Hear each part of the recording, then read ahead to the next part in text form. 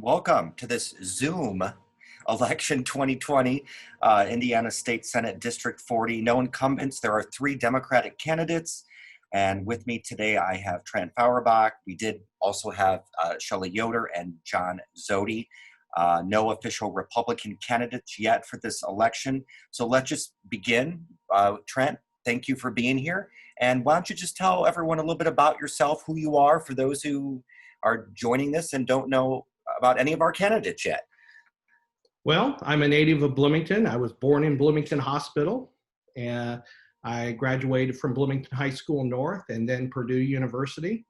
For about 2 decades, I lived in the Deep South in Houston, Texas, and worked globally in logistics, information systems, and corporate communications for some of the largest companies in the world. I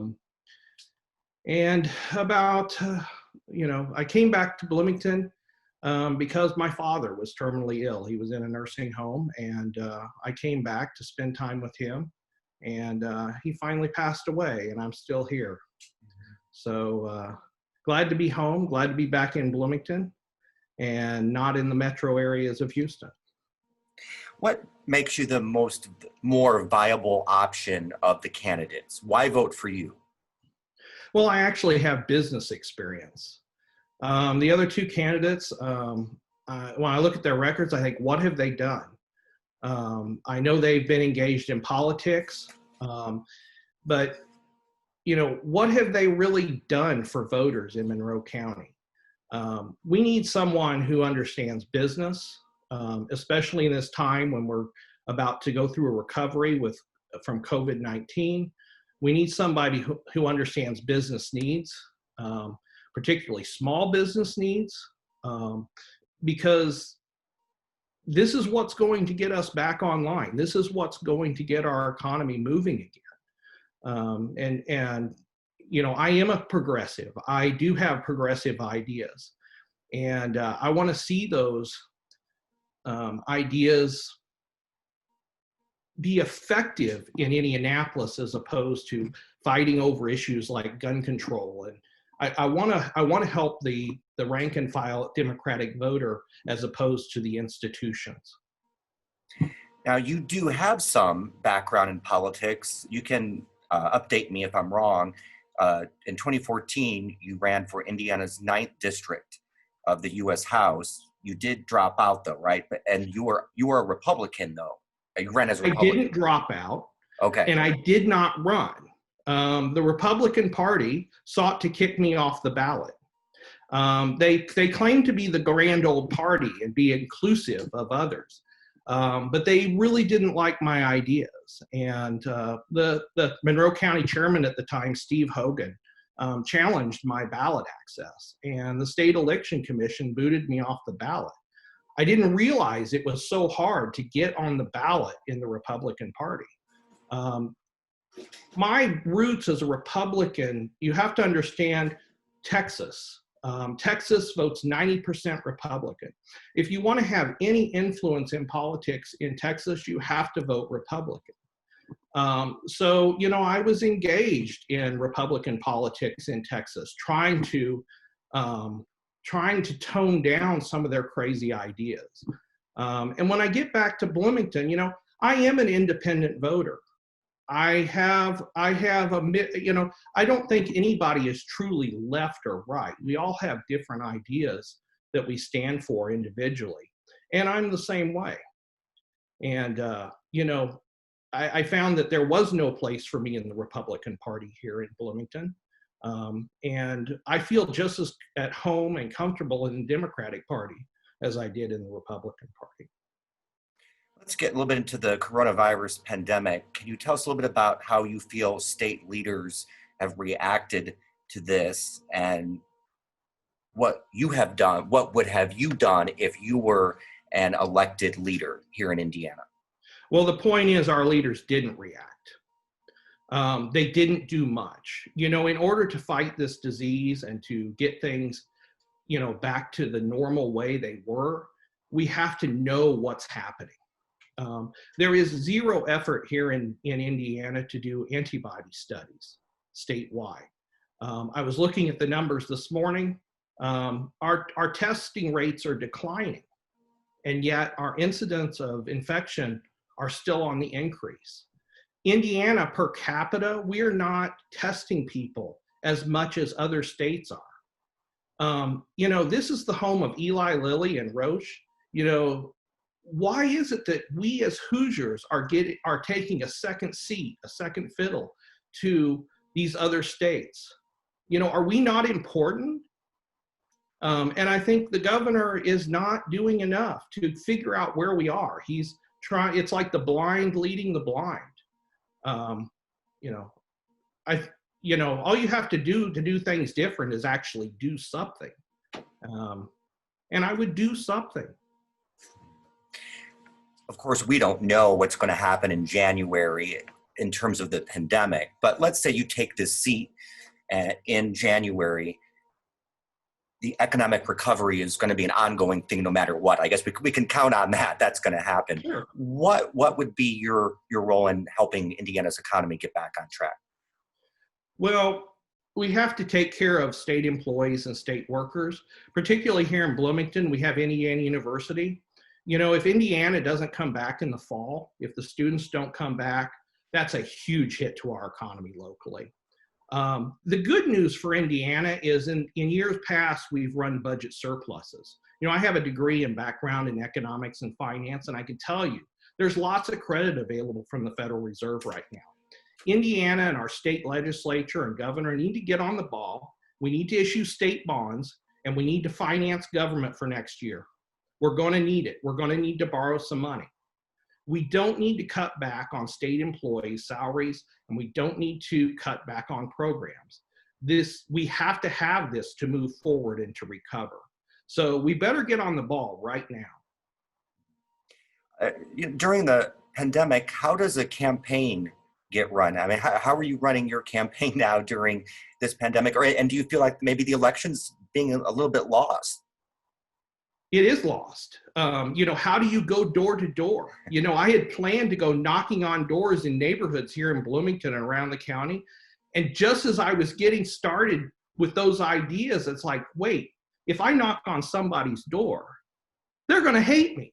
They're not going to vote for me. They're going to say he's crazy. He's trying to spread the pandemic. So, obviously it's changed. The only thing you can do really is just communicate via the internet. The great thing is we have our websites, we have communication. I'm talking to you virtually now. We don't have to be isolated, and this is what I'm doing. When I get phone calls, I take them. You called me the other day, I called you right back. I like to talk to people.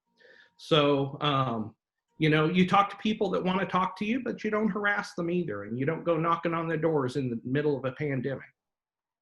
You mentioned about IU a little bit earlier. How would you have the state support higher education coming out of the shutdowns? Can you elaborate a little bit more on that point? Well, we have to listen to the leaders at IU and Purdue and the other state institutions. We have to listen to where their shortfalls are. I know their sports programs are going to have a huge shortfall. There's a big question right now whether the football program is going to get going here in August. And that's a big issue because if they don't have football at IU, they can't fund their other sports programs. All the sports programs at IU depend on football. So, sports are not really my top thing with the university. I want to see people get educations. I want to see learning. But football and basketball and the sports at IU are key to financing university operations. So basically what we're going to have to do is make sure that the state can prop up these programs in the interim until we can get over this hump. And then, one of the big issues in the legislature this past year was teacher pay. How hard would you have to fight to have the legislature pay teachers as they feel they should be paid? Well, if you've seen my interview with the Herald Times and with Mary Morgan at the Greater Bloomington Chamber of Commerce, I have a unique approach to this. Republicans say they want to reduce taxes. Hey, when it comes to teachers, firemen, IU employees, anybody that works for the state, we really need to just eliminate state and local income tax on their salary. We're not talking about federal income tax, and they're still going to owe that to the federal government. They're still going to finance, Washington. But as far as the state is concerned, I think it's really ridiculous that we have these people being paid so little by the state of Indiana. And yet, as soon as they get their paycheck, even before they get it in their hand, the state is grabbing money and withholding money out of their checks to give back to the state. That money needs to go into their pocket and stay in their pocket. And that's how I would deal with it. And I think we can build a coalition with Republicans to do that. I'm hearing from the Republican side that they agree teachers are not paid enough. What about Indiana children? What can be done to ensure Hoosier children have high quality childcare? Well, again, it's the same thing with the teachers. You have to make it profitable for the childcare workers to actually do that job. We should not be taxing them to the hilt. We should make sure that young people that want to work in childcare can get into it and make money doing it. My mother did childcare in our home. She had a licensed home daycare in our home on the east side of Bloomington the entire time I was growing up. I know what that is. I know, what childcare is all about because I watched my mom do it day in and day out every day. And, when you're running a small business like that and struggling to make it work, the last thing you need is a big tax on top of it. We don't tax groceries here in the state of Indiana. You go to Kroger and you buy groceries, they don't tax you and tax the poor for feeding their children. And we shouldn't tax people for putting their children into good daycare programs. So what would you see your role as a member of the minority party in the Senate, which you surely would be elected, as a Democrat? Well, of course, I am a Democrat. And,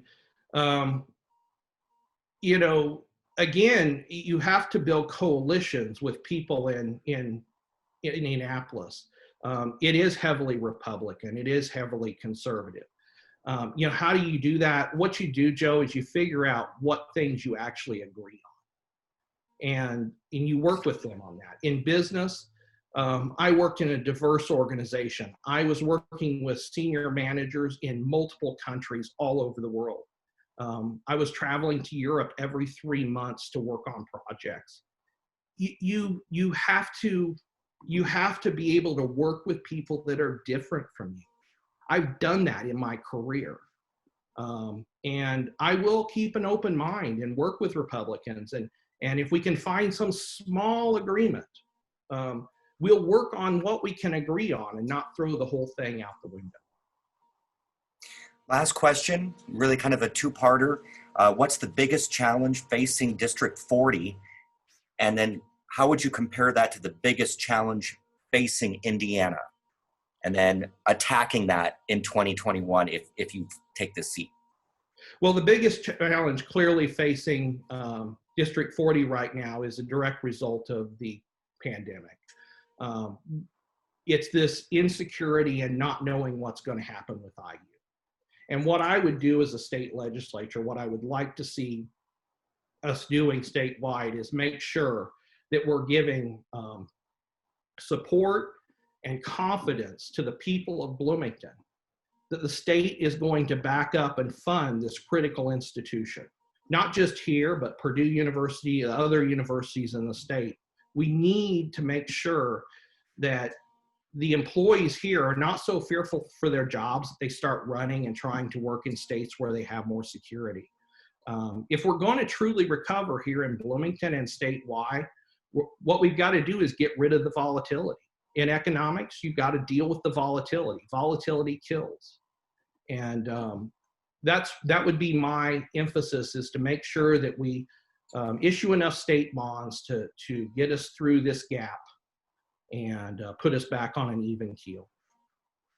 All right. Thank you very much. Appreciate your time. Know you're busy, but I know the voters, and we really appreciate it. Joe, thanks for having me. No problem.